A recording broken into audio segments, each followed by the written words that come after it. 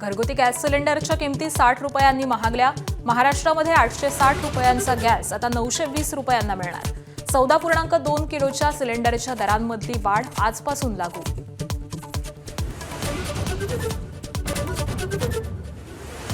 आखातातल्या युद्धाला आठवडा, आजही इस्रायल आणि इराणचे हल्ले सुरूच।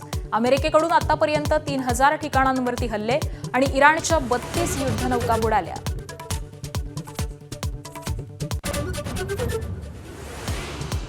इराणवरती आज सर्वात मोठा बॉम्ब वर्षाव करू, अमेरिकेचे अर्थमंत्री स्कॉट बेझंट यांचा इशारा। इराणची क्षेपणास्त्र आणि कारखाने नष्ट करणार, ट्रम्प यांचाही बिनशर्त शरण येण्याचा इशारा। नियमित कर्जफेड करणाऱ्या शेतकऱ्यांना 50,000 नको, 1.5 लाख रुपये प्रोत्साहन भत्ता द्या, बच्चू कडूंची मागणी। शेतकरी नेत्यांची 15 मार्चला बैठक घेऊन सरकारपुढे सविस्तर मागण्या मांडणार।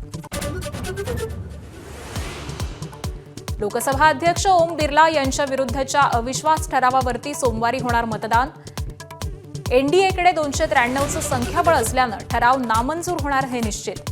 विरोधकांमधली बेकी समोर येणार। विधानसभा निवडणुकांच्या घोषणेपूर्वी राहुल गांधी आज केरळच्या दौऱ्यावर। तिरुवनंतपुरममध्ये यूडीएफच्या जाहीर सभेत देऊ शकतात 3 ते 4 मोठी आश्वासनं। अमिताभ बच्चन यांनी अयोध्येमध्ये तिसऱ्यांदा खरेदी केली 35 कोटी रुपयांची जमीन। अभिनंदन लोढांच्या कंपनीकडून खरेदी केली 3 एकर जमीन। अमिताभ मोठी गुंतवणूक करणार। अभिनेत्री जान्हवी कपूरचं अनोखं बर्थडे सेलिब्रेशन। अनवाणी पायानं 3500 पायऱ्या चढून घेतलं तिरुपतीच्या बालाजीचं दर्शन।